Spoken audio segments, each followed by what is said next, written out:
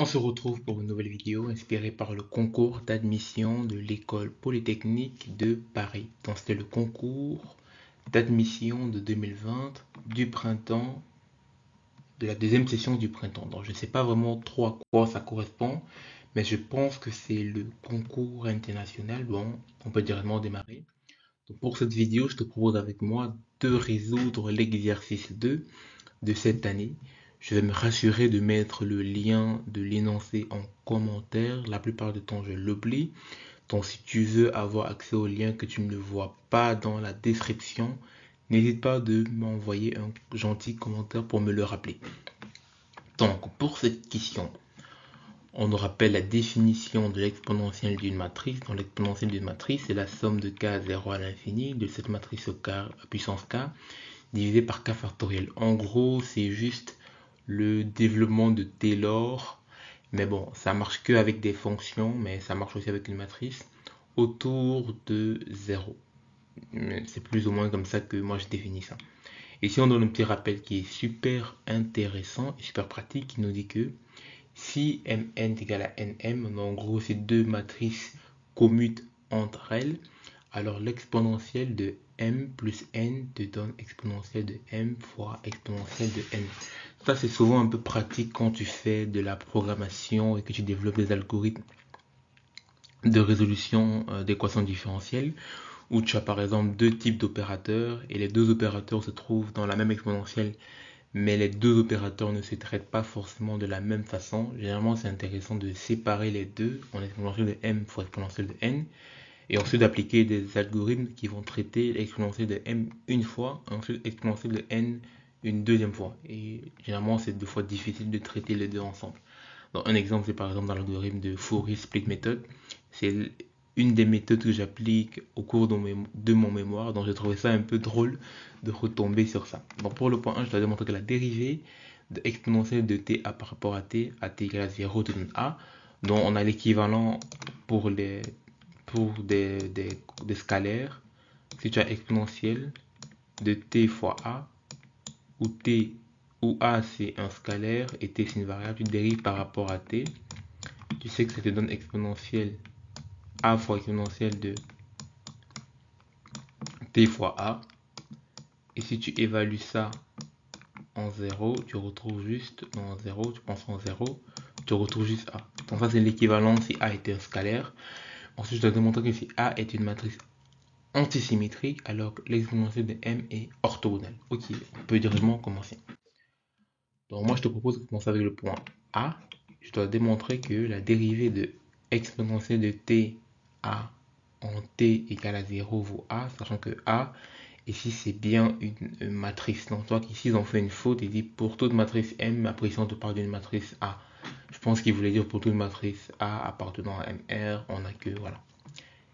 C'est M ici par A. Donc même l'école polytechnique de Paris peut commettre des fautes. C'est pas grave, hein, c'est juste une faute. Donc je rappelle, la définition d'exponentielle de A est donnée par ça. Donc si je multiplie l'argument par t, j'aurai at puissance k, je distribue la puissance, ça fait tk à k. Ok, pas de problème jusque là. Maintenant je vais dériver ça. Si je dérive exponentielle de ta, ça revient à dériver cette expression-ci. Cette expression paraît compliquée, mais ce n'est rien d'autre qu'une somme.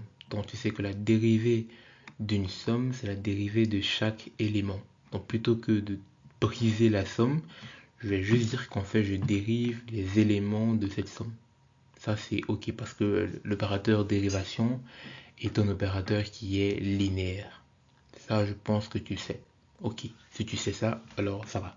Donc tous les opérateurs qui sont linéaires peuvent entrer dans des sommes. Ça je pense également que tu sais.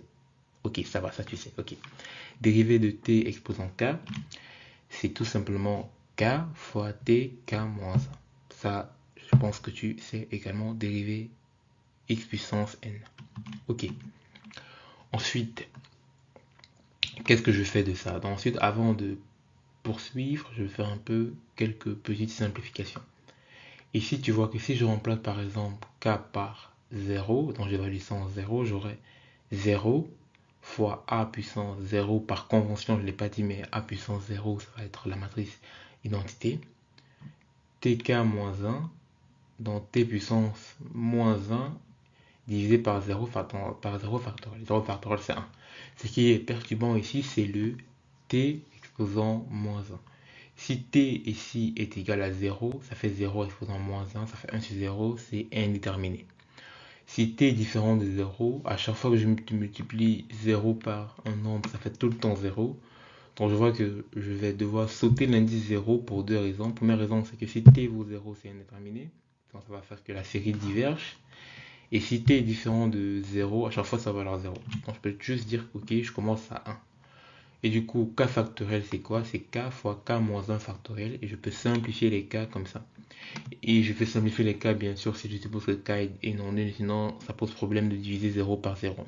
Encore une autre raison de sauter l'indice k égale à 0. Ok, ensuite j'ai cette expression-ci. Que vaut cette expression quand j'évalue ça en 0? C'est la question que je me pose. Que vaut ça en t égale 0? Analysons les éléments terme par terme. Donc quand k égale 1, j'ai au numérateur et k égale 1 et t égale 0 partout. Donc j'ai 0 exposant 0, ok. A exposant 1, ok. 1 moins 1, ça fait 1, 0 factoriel, ok. Deuxième terme, 0 exposant 1, a au carré, divisé par 1, ok. 0 factoriel, a au cube. Parce qu'ici, on est à k égale à 3 dans a au cube, divisé par 2 factoriel, etc., etc. À chaque fois, donc commençons par ce terme-ci. 0 fois quelque chose, ça donne quoi? Ça me donne d'office 0. 0 fois une matrice me donne... Bon, ça me donne pas vraiment 0, hein, ça me donne la matrice 0. N'oublions pas que c'est une matrice, donc c'est pas vraiment 0, c'est la matrice nulle. Je dirais plutôt la matrice nulle. Ça me donne la matrice nulle, non je vais mettre quoi? Une barre. Okay, la matrice nulle, la matrice nulle. Tandis que ce terme-ci, il est intéressant parce qu'ici, que vaut exponentielle de 0 et que vaut 0 factoriel. Donc si tu le sais, exponentielle de 0, ça vaut tout simplement 1 et 0 factoriel, ça vaut 1. Celui-ci, j'en ai déjà parlé dans plein de mes vidéos. Si tu me suis déjà, tu peux savoir que 0 factoriel donne 1. 0 exposant 0, ça on le voit souvent en secondaire, mais je peux te montrer comment retrouver ça. Donc supposons que je calcule la limite quand x tend vers 0 de x exposant x, ça revient à me dire vers quoi tend 0 exposant 0. Parce que tu dis, ok, tu sais pas vers quoi ça tend, moi je vais te montrer vers quoi ça tend. Donc si je mets ln de deux côtés, j'ai ln de y qui vaut ln de x puissance x, ça fait x ln de x. Ensuite je vais réécrire ça sous une autre forme, ln de x comme ln de x divisé par 1 sur x. J'applique la règle de l'hospital, donc je dérive puisqu'ici c'est toujours indéterminé, parce qu'ici ln de 0 on connaît pas, 0 fois un truc on connaît pas, fois 0 c'est indéterminé, donc en gros c'est indéterminé. Mais on connaît, mais je pense que je connais la solution, mais voilà, pour l'instant c'est indéterminé. J'applique la règle de l'hospital. La règle de l'hospital en fait c'est de dériver le numérateur et le dénominateur. En gros c'est de trouver le deuxième terme de la série de Taylor et de vérifier si le deuxième terme au minimum converge. En fait, le deuxième terme de la série de Taylor correspond à la sous-série ou la sous-suite de la fonction de base. Donc si le deuxième terme de la série de Taylor converge, la fonction de base également converge. C'est ça on fait le théorème de l'hospital en gros. Donc si je simplifie toujours 1 sur x divisé par moins 1 sur x au carré, ça te fait moins x, et quand x tend vers 0, alors x tend bien vers 0. Si tu mets l'exponentielle de 0, dans la fin tu retrouves y qui vaut exponentielle de 0. Exponentielle de 0, ça fait tout simplement 1. Voilà, donc je l'ai bien démontré que dérivée de l'exponentielle de ta en t égale à 0, ça vaut bien a. Avant de poursuivre la vidéo, donc c'est petit instant publicitaire pour moi. Je pense que tu le sais peut-être déjà ou pas si tu es nouveau sur la chaîne. J'ai développé une application qui s'appelle FindScholar. Donc l'application permet en fait à des élèves de trouver le tuteur idéal sur base de leurs problématiques. Donc supposons tu te rends sur la plateforme et que tu recherches un prof qui pourra t'aider à mieux comprendre les exponentielles de matrice. Tu formules ton problème comme je viens de le dire mot pour mot et notre algorithme va se charger de proposer un professeur qui correspond au mieux à ta problématique. Donc tu diras par exemple, je veux un prof de maths qui sait faire nanana, et l'algorithme va se charger de te proposer un prof qui correspond au mieux à cette problématique. Donc pourquoi est-ce que j'en parle dans cette vidéo? Premièrement parce que voilà, l'application peut t'intéresser. Deuxièmement, tu peux peut-être un professeur qui désire donner des cours particuliers. Et troisièmement, tu pourras peut-être t'intéresser par soutenir le projet. Donc, actuellement, je lance une levée de fonds pour accumuler des fonds. À quoi vont servir les fonds? Premièrement, les fonds vont me permettre de maintenir le service actif. Pour l'instant, on a quasiment plus de 200 utilisateurs, mais pas les gens qui ont vraiment utilisé. Il y en a par exemple 10 qui ont pu trouver des profs, des trucs comme ça, et quasiment plus de 100 professeurs. Donc, premièrement, la levée de fonds va me permettre de maintenir le service, de pouvoir un peu agrandir la visibilité du produit avec du marketing, des pubs, des collaborations. Et troisièmement, de me permettre ou de nous permettre, parce que je suis en train de former une équipe, de développer d'autres produits autour qui vont peut-être permettre à des élèves d'être un peu plus autonomes et de mieux progresser dans leur parcours académique. Donc si tu souhaites soutenir le projet, n'hésite pas d'aller dans la description et de faire un petit don. C'était Djibril, on peut poursuivre. Donc pour la troisième partie, pour le point B, on doit montrer que M est une matrice antisymétrique. Alors exponentielle de M est orthogonale. C'est quoi une matrice antisymétrique? C'est une matrice telle que quand tu la transposes, tu retrouves moins M.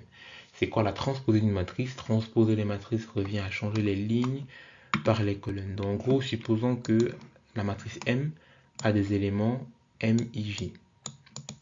Donc ça c'est l'élément MIJ. Si tu appliques la transposée, moi j'appelle ça généralement l'opérateur transposé, tu retrouves MJI.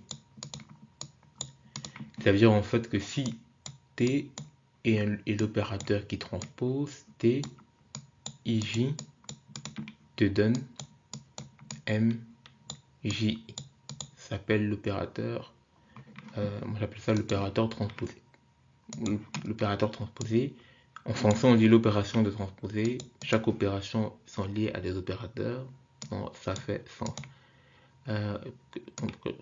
J'avais bien écrit le I, j'ai mal écrit le I. Maintenant, si une matrice est antisymétrique, alors ça, c'est juste moins M.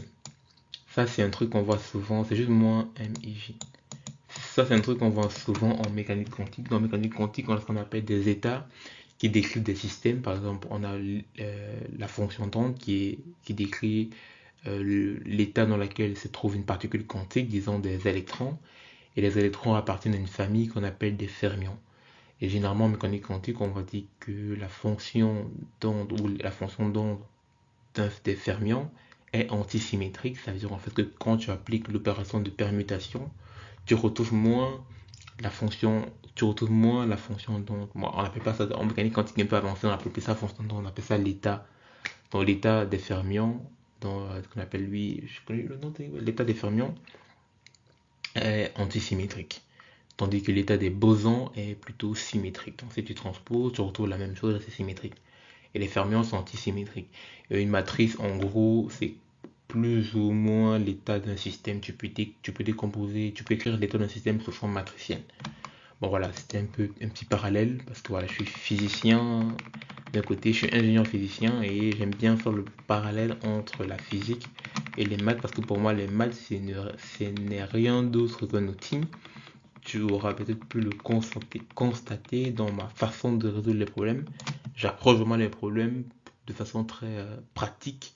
Pour moi, c'est que des outils. J'applique directement les théorèmes. Je ne me pose pas trop de questions hyper profondes. Donc, ça peut peut-être remettre en question ma façon de corriger cet examen-là. Voilà, peut-être que je les corrige de façon très basique, mais tu vois très bien que voilà, à la fin, je retombe à bien démontrer ce qu'il faut. Tandis que A est dit orthogonal si A transposé fois A te donne la matrice identitaire. En mécanique quantique, on a également les mêmes trucs. Si tu as un état qui est orthogonal, généralement on aime bien les états qui sont orthonormés. Orthogonal et normé, bon, une matrice normée n'a pas trop de sens. On parle plutôt de vecteur normé, mais en gros, une matrice c'est juste un vecteur à dimension beaucoup plus grande. Tu peux écrire une matrice sous forme, tu peux décomposer une matrice en sous-vecteurs. tu retrouves la matrice de base. Voilà.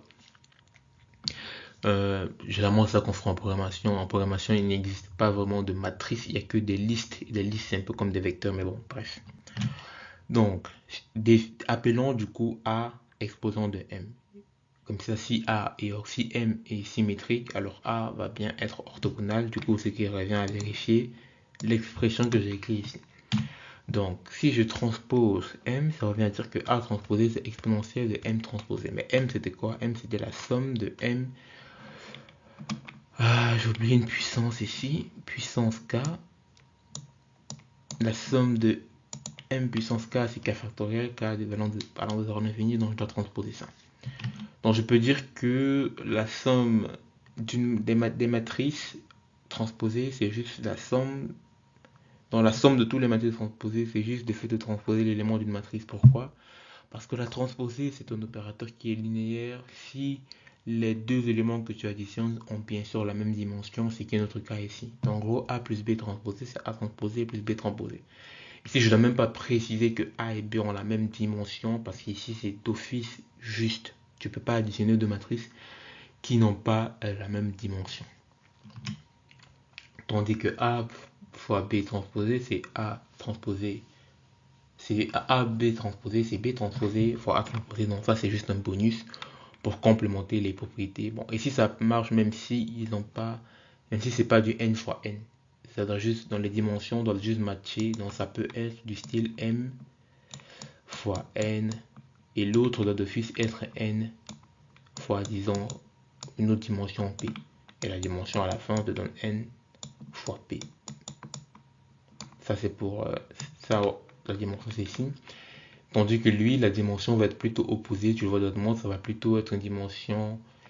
Ici, ça va plus marcher. Non, ici, ça va avoir la même dimension parce qu'après, si tu fais P, ça va avoir la même dimension, ça aussi. Parce que si ça c'était B et ça c'était A, alors à la fin, tu trouves que tu dois faire P fois N.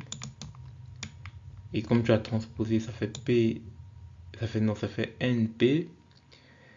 Non, ça fait quoi? Ensuite, transpose P. Bon, je pense que ça marche. Je pense que ça marche, mais je vais pas m'attarder à ça. Je vais voir comment ça réfléchir dans une vidéo aussi, mais je pense que ça marche aussi si la dimension c'est un peu comme ce féminin.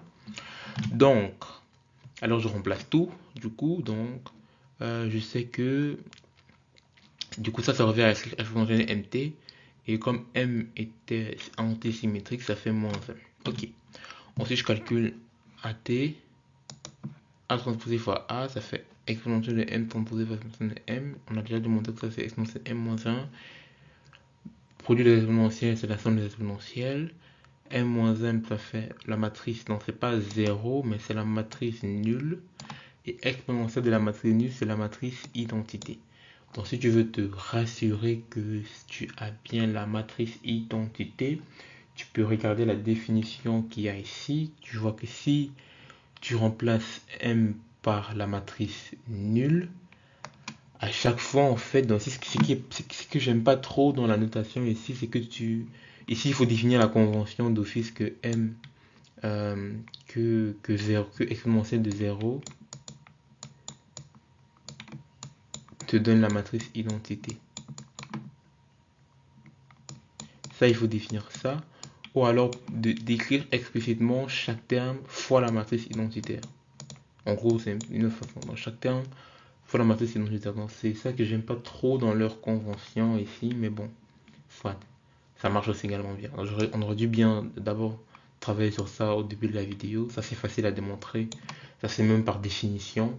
Mais bon, ça revient au même résultat. Moi, je ne vais pas rendre la vidéo beaucoup trop longue. Là, on est déjà à 19 minutes. Si tu as des questions, n'hésite pas de me le dire en commentaire. S'il y a des points qui sont pas clairs, n'hésite pas de me le dire en commentaire. Je suis ouvert à toute discussion. Et j'ai également créé un groupe Discord où on peut échanger là-dessus. Il y a déjà pas mal de gens qui n'échangent pas très souvent, je ne sais pas pourquoi, mais bon, si tu veux discuter avec moi, je peux te laisser le Discord et tu pourras me contacter sur le Discord pour me poser des questions. C'était Dibril, salut. Et si tu te demandes pourquoi j'ai une voix aussi faible ou aussi calme, c'est parce que je suis très fatigué à cause de mon mémoire que je dois rendre dans quelques jours. Allez, ciao.